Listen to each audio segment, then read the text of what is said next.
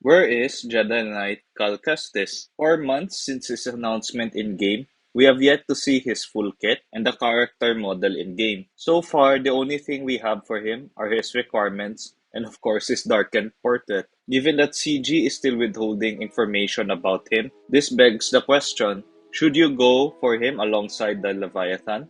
Should new and mid-game players go for him? And if not, what are your alternatives?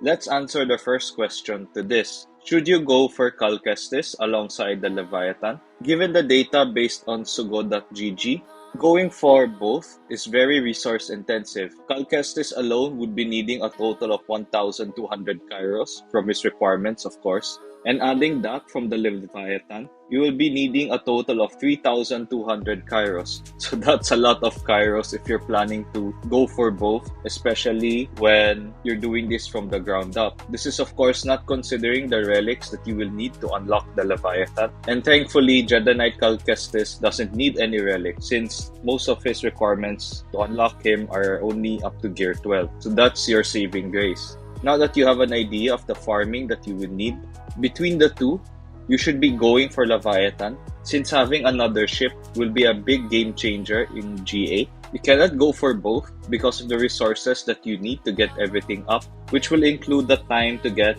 Jedi Knight Cal Kestis requirements to 7-star. This is only assuming that you are free to play, but even if you are spending money in this game, it will take hundreds of dollars just to get everything, and I'd rather spend that money on other things. Now, the only exception to this are players who have already maxed out everything. Then definitely go for both Jedi Knight Cal Kestis and the Leviathan. Now, let's move on to the second question. Should new and mid-game players go for him? If you are in the mid-game and are looking for a less farm-heavy character, then you may go for Jedi Knight Cal Kestis, especially if you weren't able to max out the newer ships recently in their respective galactic chases. Now, for newer players, it's better to build up your teams such as CLS, Empire, Imp Troopers, Bounty Hunters, etc. Especially that the characters for JKC, I'll just call him JKC for simplicity, is still on the non-accelerated rate. It will take 6 to 7 months to get everything to 7-star, assuming that you're starting from scratch and you're farming all of the 5 requirements at the same time.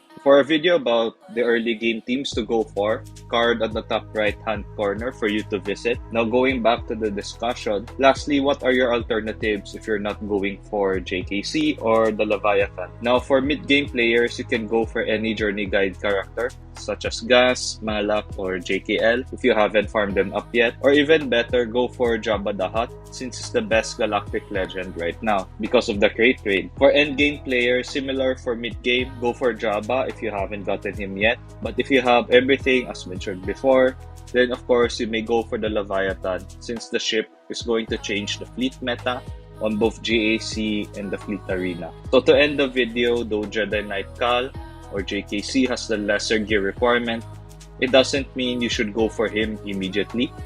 You can farm other characters that can provide higher value for your roster to put yourself in a better position in JAC. However, if you're a spender or have everything up already, then definitely collect JTC and the Leviathan. That's all for today's video, amazing and chill holotable heroes. May the force be with you, and I'll see you in the next video.